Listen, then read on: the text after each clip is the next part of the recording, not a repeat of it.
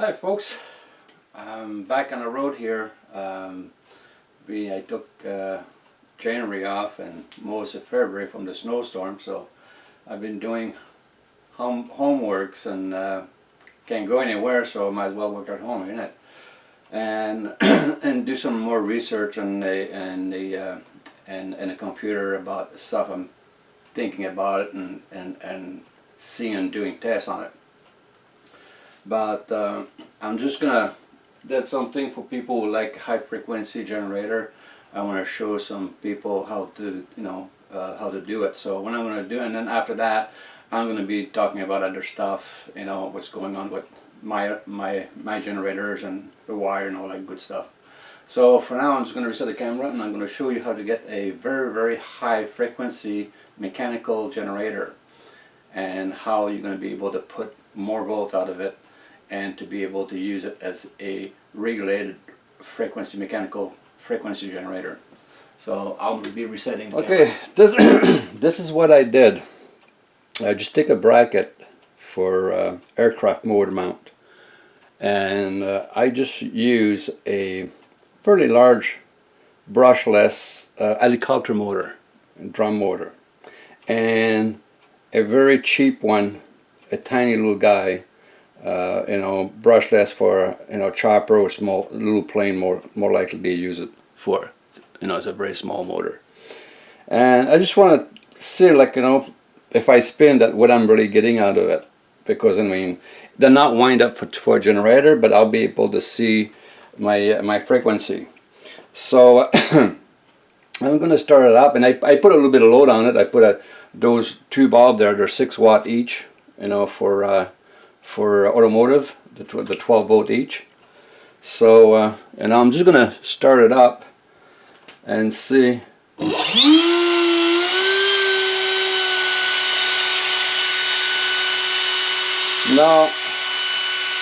it's not so much volt coming out of it, because there again they're not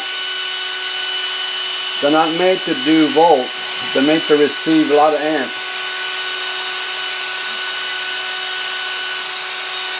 So as you can see, there we go, 11 volt to 6, all right? So I'm going to move that to frequency.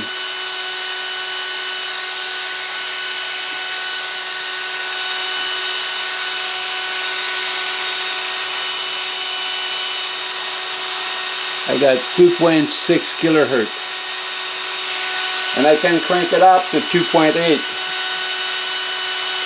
Now those bulbs are going, everything is going. It's fairly quiet and high frequency.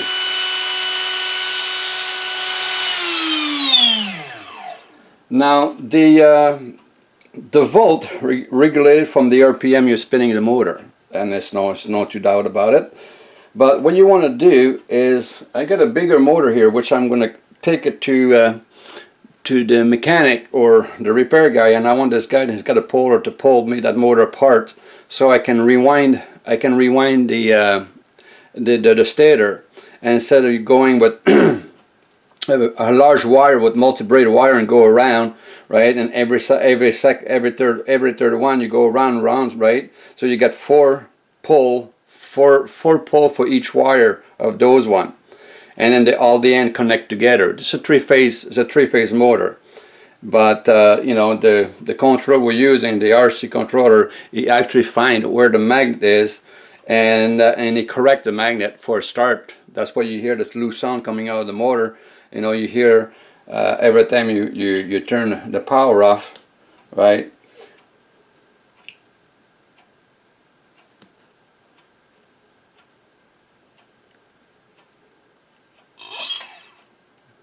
Oh, look at that.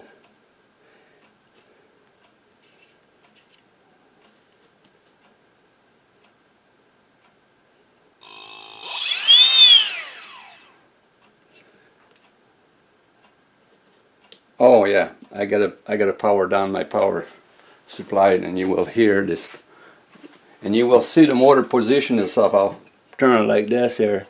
and you'll be able to see it. So I'm going to turn that off, and I'm going to shut on the main power, and I'm going to turn it back on.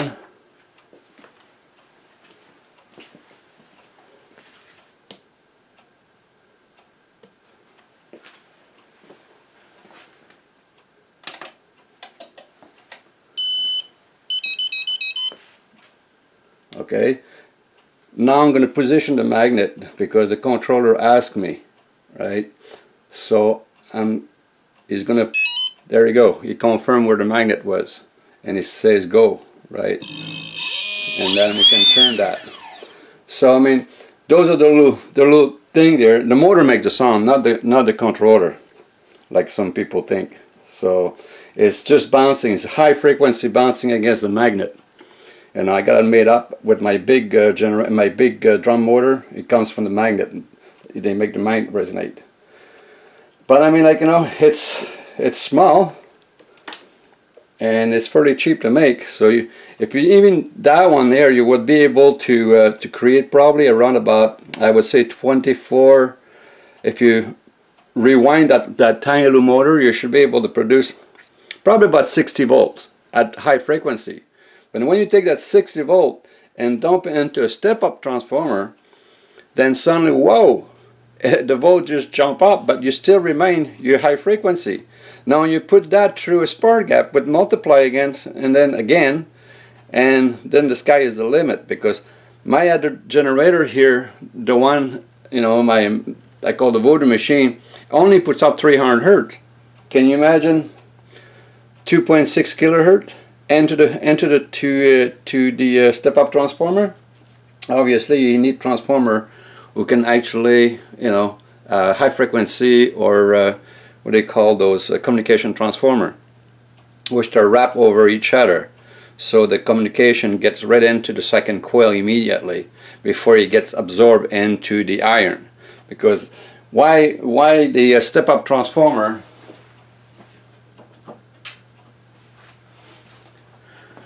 Here's a step-up transformer, right? So 4-to-1.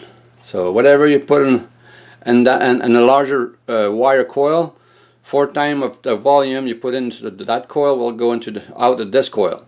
And the reason is he's using something to do that. Now transfer is not free.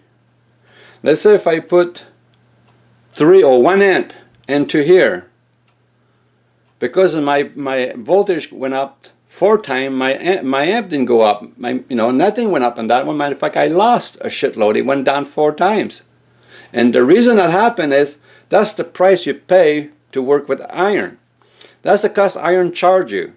I will resonate this. I will resonate and move the resonance from this coil to this coil, but you will have a cost into it, and your cost is your watts, your amp. That's why it's really, no one can make something who make more, because they don't understand iron is not your friend. Iron is your worst enemy. You can't do that with a coil lap over, just like Tesla did. You can have a multiplication of coil and you wrap it inside the other, and you have exactly with no iron, so you don't have your loss. Just like the pole transformer. Pole transformer, you don't have a loss. It's just simple. The iron is not your friend. So now that's what I was telling you. If you people that are into high frequency generator, mechanical one, they work fantastic, and you can rewind it to make literally a higher voltage. Because higher it comes out of your generator, your volt better it is, and you get rid of it 1 wire, so you only get 2 wire output. This when you wind on your stator, it doesn't matter which way you start. It's left full spool, go down, go to the next one, and you go right full spool, left full spool, right, all the way up to the end. So they have to be reverse winding. So that what is happening is at that point that coil transfer his volt to the next coil transfer, accept the volt and make his own volt and transfer both voltage to the next coil, and it goes on and on and on like this inside your stator.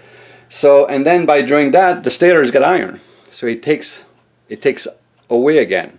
You charge every time you use iron, it costs you. It charges you a fee for a job it does, which you can't do by yourself. So you have no choice by paying the bill to go across that river if you want to get across that river, right? So I mean, like, so it's pretty simple. Like, probably costs about $25, $50 for the little motor, and probably that one about $80, $90, maybe more, a little bit more for that one. So, and then the controller, I'm just using a normal 60 amp controller. Works great. You can run that thing for hours. So yeah, just for the guy you want to play to make a high frequency generator mechanical, that's the guy to play with. So there you go with the high frequency generator. That's going to be my next one to go into my gray box. I decided to go in higher frequency with a different transformer. So when that's all done, that will be this guy here I'm going to be using as a generator. So I have to get it apart so I can rewind it, and then that's going to be all reinstalled into my big gray box, and then we'll find out how far I can go on the frequency, and then going through the spark gaps. Then it turns from frequency to resonance. And again, resonance is not frequency.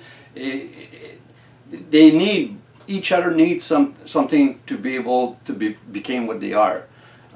You need resonance to make frequency. You can turn frequency. You can shape it to a resonance, just like the AC current, or the AC current coming up to the transformer is from a signal, right, which has been slashed at 60 times a second, but it's got a very high voltage, 14,400 volt coming into the line here, and at 60 hertz. But the hertz is a slash, is an on-off.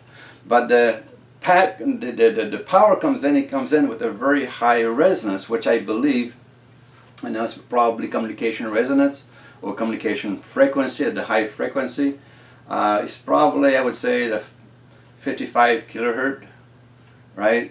Could be more. Who knows? I'm not the guy who's going to go and put my my little earth meter to the big wire. I know what happened. Well, that when someone does that. But I mean, like, it's interesting. A lot of people I was watching. Since I'm down a little bit here and doing some small stuff. What's happening in the internet about natural energy and stuff like this, and I mean, there's a lot of people out there. I mean, I'm one of them, but I don't see a whole lot of advancement since the last 20 years. Besides a little gadget, some stuff run, but you can't extract nothing out of it. You're not going to make your car. It's a conversation piece. Okay, I made that when I was 14, so I mean, like, that was not a big deal.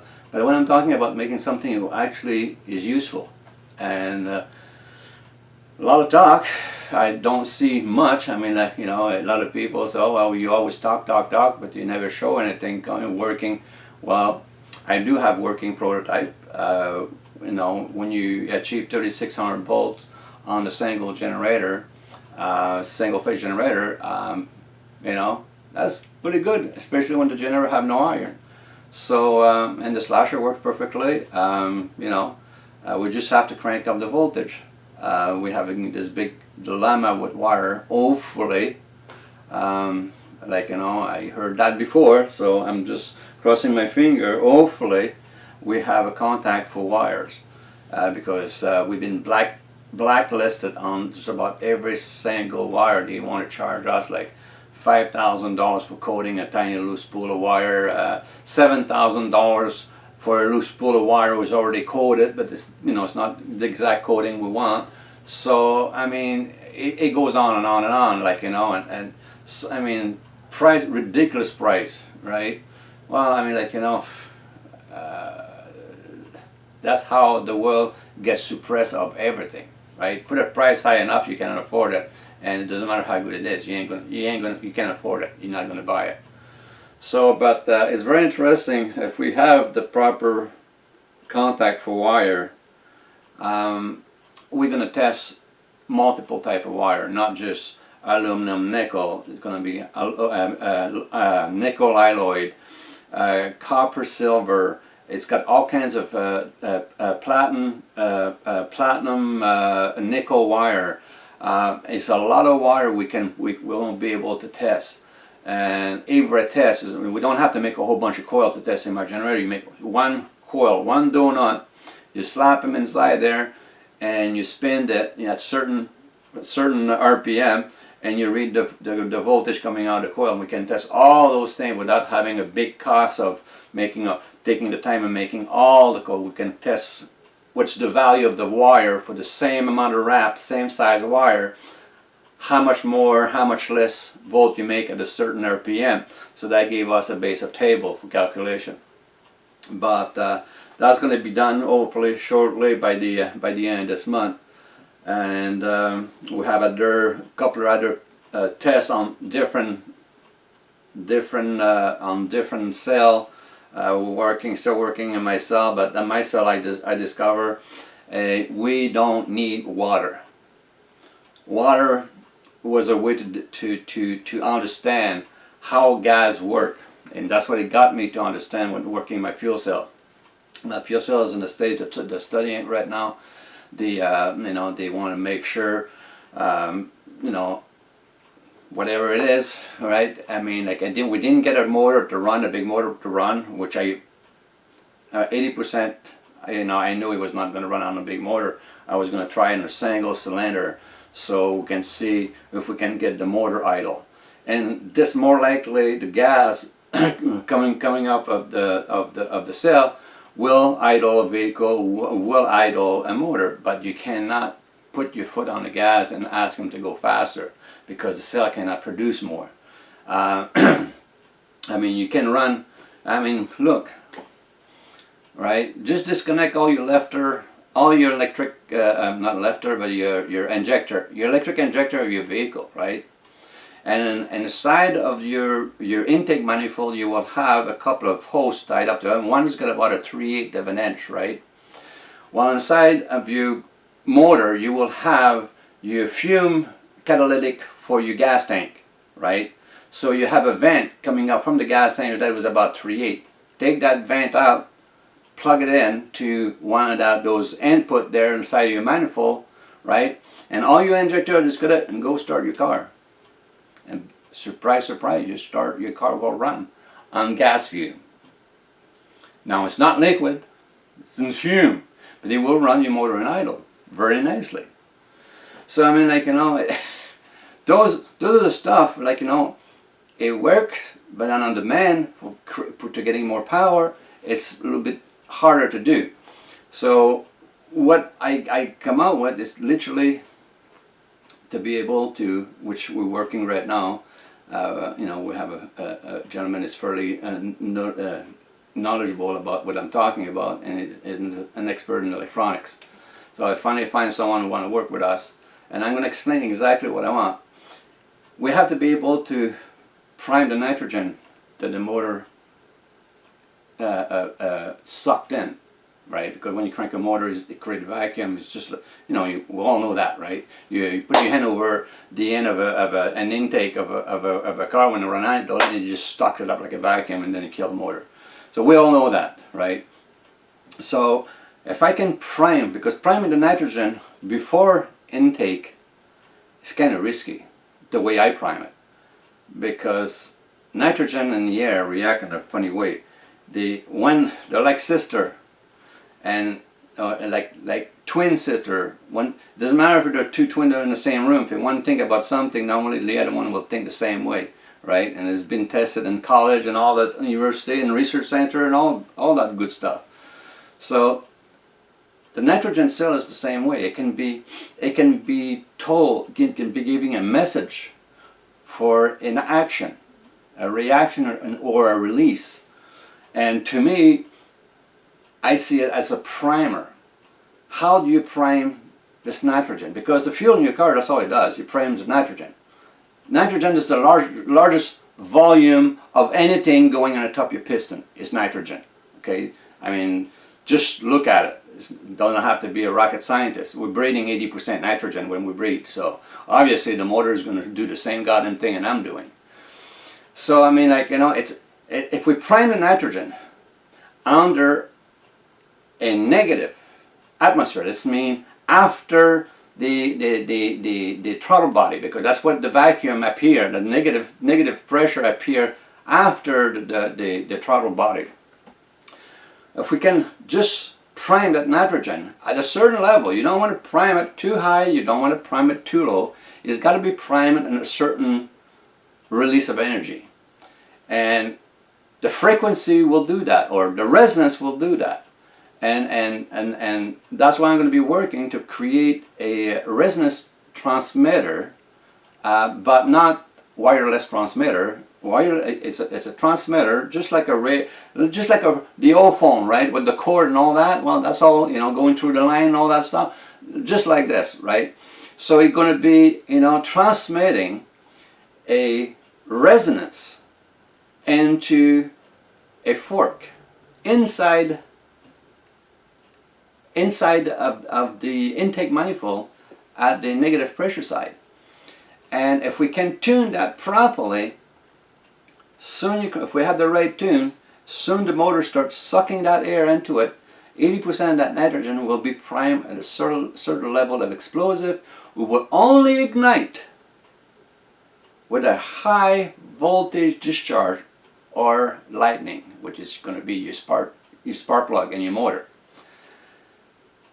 or under compression. I don't know yet, but that, you know, that could be worked out into the equation. And same thing with the diesel. The diesel, you know, the diesel literally just prime the nitrogen. You know, diesel by itself you can't light it up. Gas by itself you can't light it up, right? I mean, I'm not making that up. Try it up for yourself. You know, it's just not fuel, but it's a primer. Well, the primer, it's not the fuel. The primer prime the fuel to a certain level of release. And this is what's going to be very important in the next couple of months here with the guys across here, and what we're going to be able to achieve. And, you know, it's a lot of stuff is going to happen. That's going to be looked at pretty hard, and it's not a very, apparently, I'm not an expert in electronic, but he says it's not a big deal. And we also finally said you have no problem if we cannot get the hind controller working properly. You can make the home controller out, because I know the recipe what you have to go into the motor. And I know whatever we put in the inside the controller, so much of that have to come up in a certain different shape and form and timing. So it's all about timing. As soon as you get mouse set and a system, you got timing. So I mean, like, you know, it's you know, unless you have the reverse reading like the RC control, which doesn't have mouse set in there, right? Which happening is they're reading, they don't push any power into it, but they're reading the microvolt coming out from which wire, and they find out exactly where all the magnets pretty much are, and they will place it at the right place for the motor to start, so it doesn't just cock back and forth. So so that's pretty much the same thing, right? You know, those drum motors are the same configuration, same thing you got in your hard drive on your computer, same thing some of the high-end watch have, because, you know, the step-up motor we call, and then we can convert step-up motor to a motor, because a motor is a motor. Either moving 136 of a turn at a time, it would move, you know, faster, you know, and then that can create your rotation.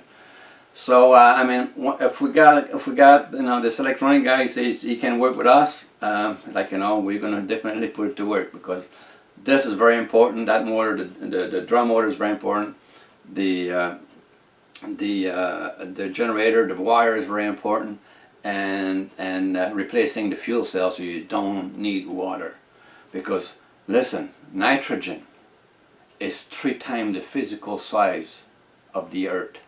Water is not your biggest mass on this planet, okay? It's a good chunk, but it's not.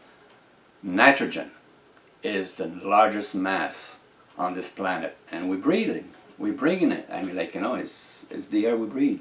So we're just nasty beasts, that's all we are. So, yeah, and there's a few people, they asking me, I was finally got to catch up on my comments and stuff and email, and they asking me, wanna be able to show them how you're dissolving, like literally powderize tungsten steel, right, with a high frequency. And I have to wait to get my generator back so I can demonstrate that. And it's not a problem if it's not under vacuum. They just vaporize, just like the 9/11 tower. They just disintegrated, right? Steel disintegrated, everything disintegrated, right?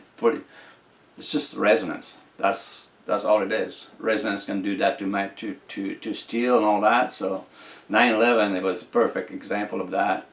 I mean, you have people, you know, they were almost floating in the air and this dust, you know, and car from far away, they were burned because only the metal was burning. The paper was not burning. All the paper was just shooting all over the place, flying but not burning. But the car, you know, close to the tower, all the car were burning. I mean, like, you know, anything that was metal was burning. So I mean, like, you know, then you see piece of steel still standing up and then still go whew, disappearing in thin air. I mean, those are the videos have been, they didn't get debunked or nothing because they can't debunk it. That's the way resonance works. That's how Tesla could do a massive amount of stuff, you know, because the bugger, he got into, he understands the resonance. And the more you make a wire resonate, with better element you have to resonate, more that power shows up around. It's massive, you know. And a lot of people, they call it RF leak, RMS and RF and all that stuff. It's resonance. Get over it, you know. It's just bloody resonance is leaking. You know, that's all it is. I mean, you can recapture the resonance and reuse it. I mean, it's just, you know, it's an energy, it leaks out. And that's what you feel when you walk into a room and the resonance, it's just like, you know, you can feel it in the whole of your body. Your whole body start to feel the resonance. And I mean, like, you know, obviously it's not that bad because I've been playing with this stuff for now over 2.5 years and I'm still alive, right? And I have my daughter live here, and the cat, and somebody else underneath here. I mean, like, you know, and the neighbor, they've been doing just fine. The last time I talked to them, so I don't see any problem with that. I think we've been lied extremely, you know, by the people, or just profit of, you know, selling your energy. But I hope more people are going to do their own research, you know, and coming up with different technique and how to do it, different idea, because, you know, spinning something, you know, we all know it makes energy and stuff like this, and we know, I mean, I prove it many times here with my big generator, you know, producing over 100 amp with, you know, roughly around about 6 to 7 amp on a 14 volt input. So I mean, like, you know, this is amp under load. We're not talking about, you know, when you check the volt. I was melting, literally almost tungsten steel. So I have to bring that very close to 10,000 degrees. You know, for one 1/8 of an inch rod. There was two 1/8 rod there, and to keep that red for as long as you want, you know, you need about 40 amp to do that. That's at 240. So I mean, like, you know, it doesn't make sense, right? You know, and that my generator have no iron, absolutely no iron in it. The only thing it's got iron in it, as in the generator itself, is the 4 magnet. Of course, you know, magnet is, you know, the magnet we know how they're made based on iron core. So I mean, like, you know, that's the only thing. But the magnet field, like, you know, they don't have a field around the magnet. The field is strictly, it's not moving. They don't even connect each other unless you put some steel in between or wires. They don't flow. It's no motion around the magnet. So the magnet is almost like an invisible brush on a certain string who scrape across across the wires, right? And that's all it does. It just creates a whole bunch of resonance into that wire, and the wire convert resonance to volts. That's the conversion. Or any wire with any type of metal will convert resonance to volt to a certain level. So I mean, like, you know, this is a very simple process. I mean, everybody's overthinking all this whole shit here. You know, how the electron flows. You know, fuck all that. You know, the electron don't fly up and down. If every electron would fly up and down, everything would be floating in this room here, right? We wouldn't know which the bottom to the top if the electron would flow. No, the electron create mass. You know, this is a big mass of electron. It's a mass. It's got weight, it's got gravity, it's a mass, right? Those are electrons. Electrons do not flow around you because they create mass. Now you can move electron, you can create electrical electron through a mass and move it through another mass and then recuperate that on the other end. That we can do because that's how apparently we're making power, right? So I mean, like, you know, electrons don't float. I mean, like, you know, everybody have their own theory. I mean, same thing with me. Everybody's like have his own theory, but everybody, just like an asshole, everybody's got one. So I mean, like, you know, but you have to just use a little bit of logic and how the whole system works. It's a fucking lie the way they tell us. I mean, if I ask any scientist, explain to me how an electron go from point A to point B, right? And then I say, okay, so you know how to do it, right? And you take it to a lab and say, okay, now what we're going to do, we're going to put this thing together so it does exactly what you do. They're totally lost. They don't know shit about putting something together. You don't see any whiteboard. Someone brought me a whiteboard that's beside my fridge and never use the damn thing. You know? I don't use whiteboard because I'm wasting my time writing stuff and idea on a whiteboard instead of doing it. Now by the end, all I did is write, but I never prove anything. I want to know if it worked or not first thing, right? Before I put it, you know, I put too much time on it. So I go to the simple way, smallest way, you know, so it doesn't cost millions of dollars to do it, and do a test. And then, hey, it doesn't work. Or, hey, it worked. You know, that's cool. So now then you start doing more tests with it. Because now you have something to actually give you an output. And it's a different way it doesn't work like AC work. And then you start asking questions. And then you ask more questions. And every time you answer one question, you get another 200 to answer. Because it keep on coming. You know, it doesn't stop. Because it's just like, you know, it's just like you opening a door, you know. Question number one is behind door number one. Soon you open that door, you go into a room who's got 10 more doors. And you have to answer every goddamn door before you can get out of that box. You know, and only logic can do that. Because hell, mathematics can't. You know, it's in the box, and I mean, those guys, they have 6 sides. That's mean top and bottom. They can't get out of that box. So I mean, it's just a question of how you see, how you perceive, your perception of things, how they work, right? I make it very simple. I mean, I make it like just like, you know, like what you see around you when you're sitting in the yard and watching a fly flying, or watching a butterfly, or a hummingbird, or whatever, right? You can see with your own eyes the motion and all what's going on.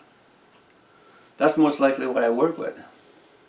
Call me Judas if you want, but I need to see and touch before I really believe. So I mean, like, you know, there you go. So this is how I work, right? I mean, I will listen to anybody. I will look at everything. I mean, we can do demonstration. You can do some tests, and record a test and stuff like this. And yeah, I mean, like you know, if someone's got something, let's show it. Let's see it. You know, I have no problem with that because I'm not in a race. I was never in a race in the beginning, and I'm not in a race now. So I don't care who gets there, who gets out of the finish line. I don't think it is a finish line because it's going to be a continuously challenge for who is going to come up with a better way, less moving part, no moving part. You know, I don't know. Like, you know, it's not a race for me because I don't really give a damn. All I know is I find out a lot of stuff does not work the way they say it works. Instrument don't tell you shit because they've been built to tell you exactly what they want you to know, not what exactly what's happening, right? So I mean, like, you know, there's a lot of stuff we don't agree. You know, a lot of stuff I don't agree with people, and a lot of stuff, you know, people don't agree with me, or you know, vice versa. And I don't care about that. You know, it's just it's just the biggest problem is to get the goddamn parts, get the damn wire, and get, you know, this is the biggest frustration of all for me. Is how little parts or material we have in North America. I'm surprised. I'm surprised the poorest country didn't invade Canada, because we made nothing to do anything. Literally, that's why no one invaded Canada. You know, I'm surprised a seagull fly, you know, normal. They should be flying upside down because it's nothing good to shit on in Canada. Literally, that's the reason we'll never be invaded. It's nothing to come and pick up here. You don't come here to pick up good stuff in Canada, right? So I mean, like, you know, look at it seriously. And if you don't believe me, you know, learn your history. You'll know what I'm talking about. So, beside that, hopefully, like I say, you know, in the next couple of weeks, I might have some information on what's happening over there, because I'm going to be doing Skypes, you know, more of the time on all the tests, and then see what's going on with that. So. In the meantime, we're just keeping on plugging on it, and hopefully we'll have in the next 2 or 3 months we'll be able to see light in the end of the tunnel. So as long as we got the wires, I think I will have no problem, because I believe so the wire will make an extreme difference, especially in the later years of Tesla, when they were working with very fancy, we call it fancy material wire, which they was called in those days, you know, because they didn't want people to know about it. But I'm pretty sure it was definitely nickel alloyed, because they had nickel in those days, so they could do that. And I'm just going with what they had at that time, right? We're talking about the turn of the century here. So I mean, so it was like, you know, let's say 1918, right? You know, it was really going fast, because, you know, a lot of things was happening at the time, and more alloy was coming up, so you can have more alloy wire made up. And those days, to say, can you make me a couple of 100 pounds full of wire in that size? Well, for them that was like, yay, that's a day's work over there, right? For the factory, so to produce that. So yes, it was no problem to get that done very fast. So, yeah, you know, it's sometimes it's depressing. The reason is a lack of parts, of material. You know, it will really stop you right down your trap. I mean, like, you know, what you do when you're looking for something, you know, you feel like you're looking for something that doesn't exist. You know, you're going crazy. You know, come on. You know, then you do your research. Oh yeah, shit. You know, it's right there. You know, by matter of fact, you know, it's 8 type of wire. When I'm looking at the chart, I want to try every single one of them, right? I want to see what they put out, so that way I have absolutely everything, you know, because we can't find what the wire would put out. For some reason, it's not something it's mentioned in electrical. An electrical engineer is a different type of wire and what they produce in the generator. No one knows about it, apparently. I'm pretty sure they do know. They just don't want you to know.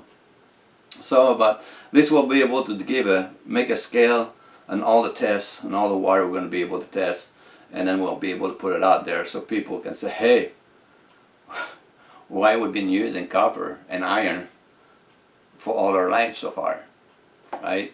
So I mean, like, you know, it makes no sense when you can produce, you know, a lot of power with no iron, because iron is a pig, and you charge you a shitload of energy, you know, just to transfer from one coil to the other.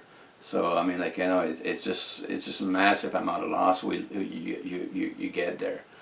So that's why the transformer over, you know, is a better shape, better conformation, because it's just like the pole transformer. But if you use proper wire and use proper layers and how you do it, and use instead, you know, to use I would use literally a graphene block, which is I think I got a set here. I put not, oh yeah, there it is. I was going to test that. This is a mechanical core for making transformer. So, you know, you can pull that apart and it's two-piece, so you can make a nice core, oh, you know, and then plonk it back together.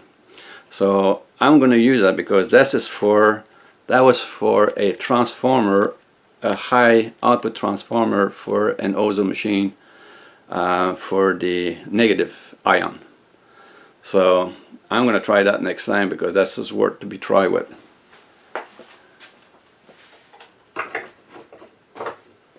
So yeah, it's, you know, and there again, also transformer, you know, understanding what is a transformer and how they work and how a pole transformer works is very important to understand. You know, when I did the test there with that Lou McCulloch generator, you know, and I was putting I think it was 1400 watts, and I was getting like something like 3600 watts on the load on the other side from jumping through two pole transformer. And some people, they still couldn't figure, they try to do that with a different type of generator. Those generator, the flywheel generator, the bipolar current, they're RF volt, okay, to create no friction with magnet flashing, and coil with no iron. Matter of fact, I got the coil right here.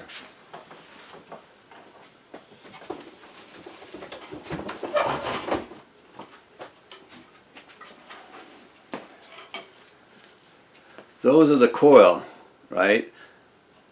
The magnet goes through.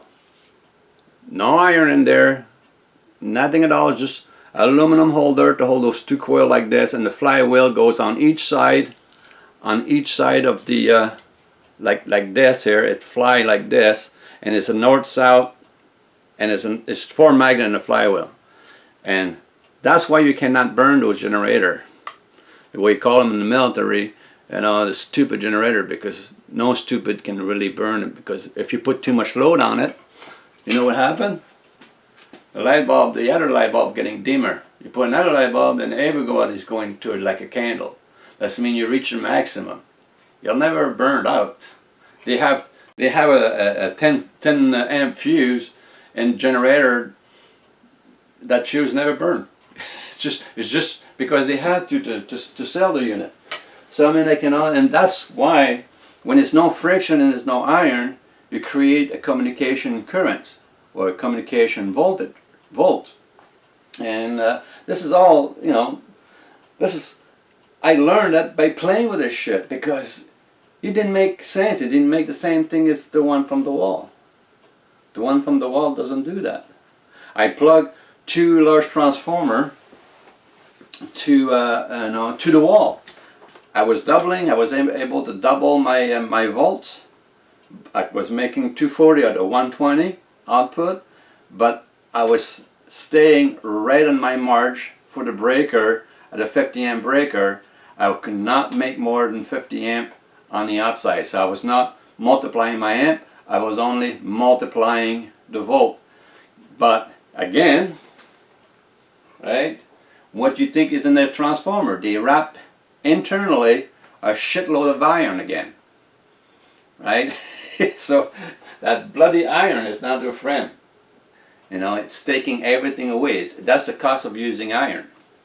So all I would do, you know, at that point in time is really study, you know, how communication volt works, and you will find out, you will learn a shitload about it, because communication volt is a totally different volt than anything. And then also when you find out, then the magnet, the polarity is actually not a moving field, but an attraction. And it's not a field, it's just a straight attraction. The same thing with the pole, the field of the earth. It doesn't move, because if it was a field, we would call the North Field, not the North Pole. It's just an attraction. And then for the person who says, no, how come I get a compass when I go on the water? Well, I like you to take your compass and go for 1,000 miles on water and find out where you're going to end up. We stopped using that in the mid 70, late 70, because people were getting lost. So that's what GPS had to be brought up. We have 3 North, if you don't know about it. So you can go a magnetic compass on the sea right now. It's useless. The plane don't use it. Nobody's using it because they'll put you in a circle. But anyway, have fun pedaling in the middle of nowhere. Yeah, I mean, like understanding the north and south, when you know that the field is not moving, it changed the gameplay. It became more then you can see how things work, and playing with the cell and see the different gas I was making with that cell from different pressure. Yeah, it makes sense, because when you put something under pressure, you change the gravity. So change the gravities, well, that material will change if you reach the right gravity for that particular material coming out of that gas. And that makes total sense at that point in time. That's why, we don't have to make a cell. We just have to, I know what's coming out of the cell. It was the gas. You don't want to use the gas. It was the radio frequency she was pushing out when my buddy in the States there, when he was testing the cell, and he was having his headset coming up, and I could hear that high pitch when every time you get closer to the cell. And he could not hear it because it was transmitting to me. Then the unit is transmitting what it's hearing. So if I had a high frequency jumping on a transmitting way, then I would hear it, and he wouldn't hear it. So when I find that out, that was another big break. It takes always a little thing to make a big break. It's about understanding stuff, and that's what I thought. Oh my gosh, it's the resonance comes out. So I mean, everybody call it photon, I call it resonance, because if I see a chicken going across the road, what I would call it a pig, right? So I mean, it's a chicken. So that's what I call resonance the way it is, resonance, and understanding the level of density of a resonance and the volume of resonance, and be able to visually see it, makes absolute sense. How everything works now. So hopefully with the crew we got in the States, I will be able to put stuff together pretty fast and doing some tests. So in the meantime, that's what we got. So hopefully it was not too long, but you can't explain stuff like this in 2 minutes. So I will want to mention to you also about a little bit about what we call potential. And a lot of people, I think they have, everybody's got a different way how to see potential, but no one can figure it out how to create it, or how to extract it, or how to convert it. Well, how to convert it, we already know that, because that's what's happening into a pole transformer, and as I showed before, a pole transformer is a transmitting antenna over 3 receiving antenna, X1, X2, and X3. So, but how do you get amp out of a transformer? Was the potential from the high voltage, 14,400 volts coming in a transformer. If you want to know how many volts, it's very easy. If you want to know how many volts you need to make 240, right? And all you have to do is find out what's the cycle of your equipment, 60 hertz. So you take 240 times 60 equal 14,400 volts. That's what you have to dump in the transformer to be able to maintain 240 volts. And if you want to make only 120 times 60 is 7,200. So this is the amount of volt. It's a very simple calculation. So it's not that complicated. The potential comes in from your power line, from the top of your power line. first thing, have to have the voltage to be able to do the conversion from the transmitting antenna into the plate. The plate is surface of so many square inches surfaces. You know, when you dump so many volt into it and a radio frequency transmission, it's converted into, it brings down the volt down, and then the potential convert itself into watts, which, you know, calculate 2 amps down the road. So the density, find out how you can duplicate that, right? Because that's all I'm doing is duplicate a power plant and miniaturize it to run a house, right? Instead of, you know, it'd be a big dam or whatever, it's just you miniaturize. But you don't need to send a whole lot of volume. You don't want to create a river. I just want to have a small little creek, right? So all I have to do is, in my generator, is to be able to create enough resonance. That's your potential. Now everybody says, oh, that's a frequency. No, it's not. Resonance can make a frequency. You can take resonance and shape it to a frequency, but it's only going to be shaped like a frequency. It will not act as a frequency. It does something different because it carries potential. A frequency doesn't. Frequency is a sine wave, right? You know, I don't care how tight or how lucid the sine wave is. It's a sine wave. You know, that's what, you know, your frequency, square wave, whatever, AC wave, you know, high frequency wave is just the line. The line is tied up. It might be bent, but it's still connected together. And resonance is not. Resonance is just like if you look at a piece of paper and you see an AC wave, it goes like this, right? If you were looking at a piece of paper and our screen is frequency on it, it'd be trillions of tiny little black dots on the screens. That's what resonance is. And frequency would be your line. So potential is how many of those little dots can you fit in a square meter, right? Like I explained to a friend of mine, like, you know, if I have a box of BB, right, and the box is a square foot full of BBs, right, those little pallets, right, full of BBs. Well, I have volume because each BB gave me a number, right? So I have probably a couple of million BBs in that little box, right? And I have potential because they're all tied together, right? Now, you say, well, now, if I take the box and I go to a beautiful, and a nice, clean room, like, you know, and the floor is perfectly flat, right?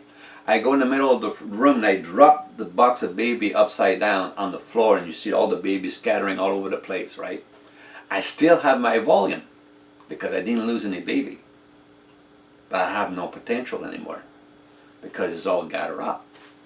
So, and to me, like you say, oh well, it's hard to see. Okay, let's take that same box of BBs, which is literally a square foot, literally, of solid copper, right? So it's going to be heavy. If I drop the box on your foot, I'm going to break your foot. That's called volume plus potential. But if I pour the baby on your foot, right? I broke the potential down. I reduce it to barely nothing. All you're going to feel is a little bit of weight running like water on your foot, right? It won't hurt you. It won't break any bone or nothing. That's how potential is. The resonance have to be very tight, very compressed, so there's no space in between. And when it goes into the transformer with the 60 hertz slash, it goes into the transformer. That resonance decompresses itself and create amp in your plate. The volume is still there, and the plate, the surface, the square inches of the surface of the plate will drop the high volt into the 120. We know as each plate will be X1, X2 to 120 each, and X3 is your neutral. So now we have a way to see things. You know, before a lot of people they're talking about potential. What is potential? How can we refer potential when you can't see nothing? You know, everybody is an expert on tell me how the electron work, and I look at him like, a stupid look, literally, because how the fuck can you tell me something you cannot see on operation? Because no one can really see the electrons working. I never see a real video of a working electrons under X-rays. We can't see it. How can you tell me what it look like? I mean, everybody says one little ball is going to plus, one little ball is going to minus. For me, an electron is just a piece of something which is actually positive and negative. So they can cluster, because an electron, all an electron want to do is create mass. That's a whole ball of electron, rolled up, heat up to plate and compressed, cut and stamp and compressed together to make one big chunk of electrons, right? So it was manipulated. It was not natural, but it was manipulated. But it's still a big chunk of fairly pure electrons, ion electrons. And the same thing with this here. Aluminum, different electrons. Copper, different electrons. Brass, different electrons. You can do the whole thing with brass, copper, with a magnet sliding on plate. They all have the same effect to an iron magnet, because the iron magnet have no attraction. All it have is a resistance. Why is a resistance? Because the field of a magnet is not, field of a magnet. Let me correct myself. The polarity of a magnet is north and south. It's a polarity, pole, okay? That means attraction. It's not a field. So if it's no field, that means on each end of the magnet is going to be a little hair like this. And the electron of that plate have a little hair to it, but they don't like to stick together. There's no attraction. But when they go and again, like they go through each other, it gives you a resistance, because it's just like taking two brushes and brush it against each other, nice and slow. It gives you a resistance. So it's we're gonna have to understand, if you want to create an electrons, right? You got to find a piece of material and just squeeze and melt it together. That's how you make electrons. I mean, it's no other way. Like the way things work, I could not make anything work the way you guys explain how an electron works. I'm achieving stuff people cannot even explain how the hell I'm doing that. Everybody who came here in this shop here, right? Everybody who came in this shop here and I did demonstration, they walk out of here shaking their head out. How the hell can I do that? Because they don't understand how electron work, or if it is an electron. I can't see it, so I'm just playing with the word electron because I don't have another word, because I cannot see it. For me to say something, explain how something look when I never see it and never been explained or show a picture of it, I would make myself look like a fucking jackass ass. Oh, that's right, I forgot. Sorry, the scientist does that all the time.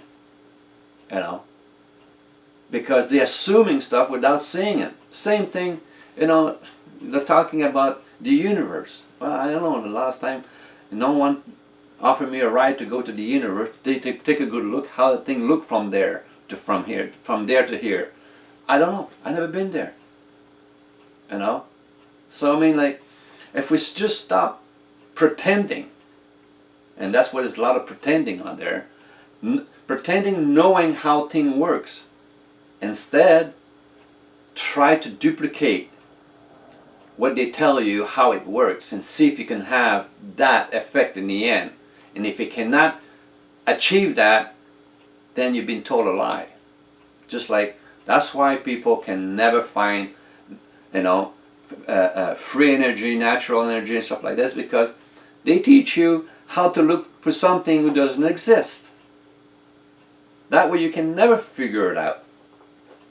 You know, it's that simple. I mean, the mystery is over. Like, you know, what you learn, how it works, it's not the way it works. So now, if you don't sit down and start doing the kind of shit I'm doing to just try to find out why, you know, it's not happening, it's happening way different. Oh my God, I can get way more than that, you know, with this and all that stuff. It's just because I put shit together, you know, and I try it. You know, sometimes you said, oh well, I mean, like, you know, let's try it. And sometimes you think, you know, you'll never see anything coming out of it. And then, wow, the result is like, holy shit, how did that happen? Well, it's because you were expecting something from something you've been taught, which it was a pure fucking lie. So, I mean, like, you know, that's why, you know, like, why do you, on a transformer, right? Why you lose your amp when you go to a step-up transformer? Because every time you step up, you lose your watts, right? Your watts goes down to, you know, I mean, you lose like 60 or 80%. It's kind of crazy anyway. So, I mean, like, you know, why? Where the hell the watt went? Right? Where the fuck it went? I put the watt in here, and I get higher voltage, but there's no burning nothing coming on when it comes to watts. Where the fuck it went? Yeah? Any fucking scientist can tell me where the fuck it went? Well, that's what the iron charge you. You want to pass a resonance through me, because now you're just pounding me with a coil, so I have to resonate at a higher level so I can pass the resonance to the other coil wire. So it will amplify because it's a smaller wire and it's got more length, more footage, more volts, right? So he said, I'm not to do that, I'm going to charge you something. I'm going to absorb your heat. And that's what exactly, it's absorbing all your watts. The iron does. So that's why iron is not your friend. And that's why a lot of time we don't understand Tesla is transformer, because they had no iron in it. All this new transformer, when they say it's a ring of iron, it's not. It's a ring made out of wire. It's a wrap of wire, you make a donut out of it, right? And then you tape that to insulate, and that wires have to be insulated also. It's a winding wire. And then you take another type of wire and you wrap right across around like this, and you make yourself back and forth like a horseshoe on the first ring. Now you're going to have two wire coming off from the ring, two wire coming off from the outside wrapping, right? That's your high. The one from the center is your higher voltage. The low voltage, you're going to pound to step up or step down, and you should have, you know, your watts will probably increase by 3 to 4 times by removing the iron. You're still going to lose some, but at least you're not going to lose so much. And that's why, you know, I'm going to start playing and making different type of transformer with no iron in it. So, you know, it's a hard winding, because the winding, you have to have a ring pretty big to be able, or get yourself a winding. We can wind small donuts, right? Small donuts coil, and having a winder like that to wind the outside. But it's a tough go anyway. So but I'm going to try that and to really see if I remove the iron, can I gain back some of my what I lost. But there was a lot of stuff of Tesla was literally how can I say false. Some of the drawing of Tesla, if you look at his signature, that's not his signature. I mean, it's 6 different type of signature in all the Tesla document I have. And this guy, you know, he was an expert at signing his name. So a lot of the stuff, I would say about 85% of all the information of Tesla is literally a true lie. Like, you know, it's nothing to do with Tesla. It's just sending you into a different direction. But a lot of the stuff, I'm looking at it as, you know, they have no explanation of what is that. And then I find some older document, and then suddenly I said, that's not a piece of iron. It's just a donut of wire, and with other wire wrap across of it.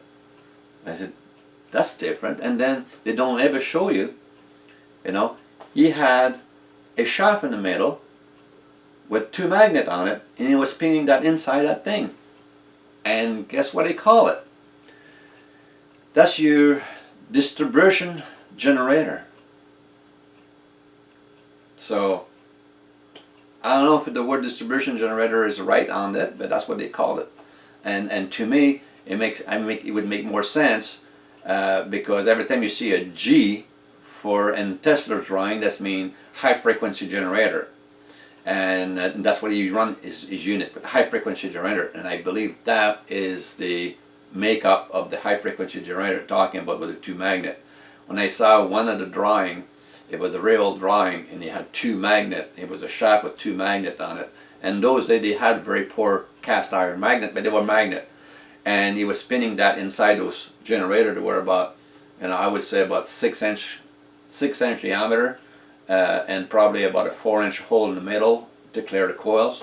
So he was spinning a shaft with 2 magnet on it. So and very little explanation again, and again I don't believe literally nothing about the explanation. So before I do the test and work that way. Same thing with my Tesla coil. I mean, the Tesla coil I made is not one to make lightning. It's a communication coil, so you can dump it in a very high frequency and be able to transmit literally resonance out of an antenna. And that's what Tesla was doing, transmitting, seeing how far it will have effect. So it takes you a long time to be able to absorb and go through all the trial and error. So but hey, that's the way we do life, trial and error, because if you don't try it, you'll never know if it was an error from the beginning in it. So but anyway, that's I wanted to explain a little bit more about the stuff. So I just we're going to be making a very high frequency generator by getting that drum motor, my airplane motor, pull apart so I can rewind the inside as a generator. And that's going to be interesting to see how much frequency I can pound and voltage I can pound into this transformer to see what kind of broadcast, to be able to test how far with electronic it will affect your electronics, and what kind of effect it does to it. Either freezes it, like I've been doing it, freezing it. I freeze electronic, solid. So I just want to know how far this thing can be, and how can, when we find out we can stretch it, how can we control it, right? And how can we absorb that? How we can use this energy. So, but on that point in time, that's all pretty much I got.